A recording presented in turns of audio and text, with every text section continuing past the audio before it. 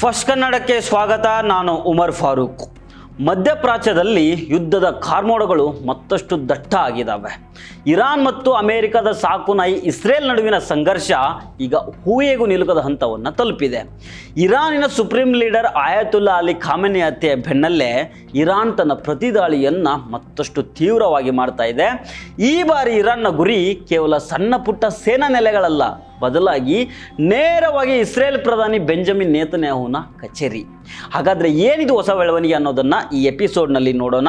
ಈ ವಿಡಿಯೋವನ್ನು ಕೊನೆ ತನಕ ಮಿಸ್ ಮಾಡದೆ ನೋಡಿ.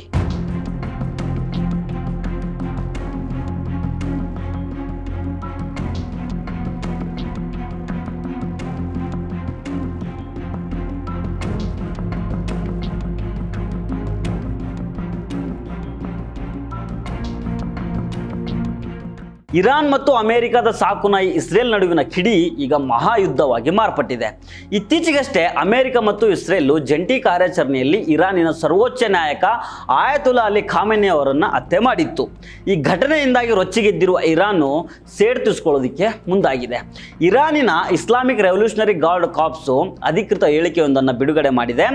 ಟೆಲ್ ಅವೀವ್ನಲ್ಲಿರುವ ಇಸ್ರೇಲ್ ಪ್ರಧಾನಿ ಮಕ್ಕಳ ನರಹಂತಕ ಬೆಂಜಮಿನ್ ನೇತನ್ಯಾಹುವಿನ ಕಚೇರಿಯ ಮೇಲೆ ಅಚ್ಚರಿಯ ಕ್ಷಿಪಣಿ ದಾಳಿ ನಡೆಸಿರುವುದಾಗಿ ಘೋಷಣೆ ಮಾಡಿದೆ. ಈ ದಾಳಿಯಲ್ಲಿ ನರಹಂತಕ ನೇತನ್ಯಾಹು ಭವಿಷ್ಯದ ಬಗ್ಗೆ ಅನುಮಾನ ಇದೆ ಅಂತ IRGC ಹೇಳ್ಕೊಂಡಿದೆ. ಆದರೆ ಅಮೆರಿಕದ ಸಾಕುನಾಯಿ ಇಸ್ರೇಲ್ ಸರ್ಕಾರ ಈ ದಾಳಿಯ ಹೇಳಿಕೆಗಳನ್ನು ಸುಳ್ಳು ಅಂತ ತಳ್ಳಿ ಹಾಕಿದೆ.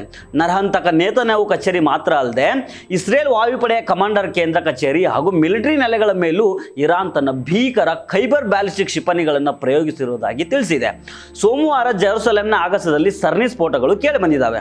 ಇದೆಲ್ಲದರ ನಡುವೆ ಈ ಯುದ್ಧ ಕೇವಲ ಇರಾನ್ ಮತ್ತು ಅಮೆರಿಕದ ಸಾಕುನಾಯಿ ಇಸ್ರೇಲ್ ಗಡಿಗಳಿಗೆ ಮಾತ್ರ ಸೀಮಿತ ಆಗಿಲ್ಲ.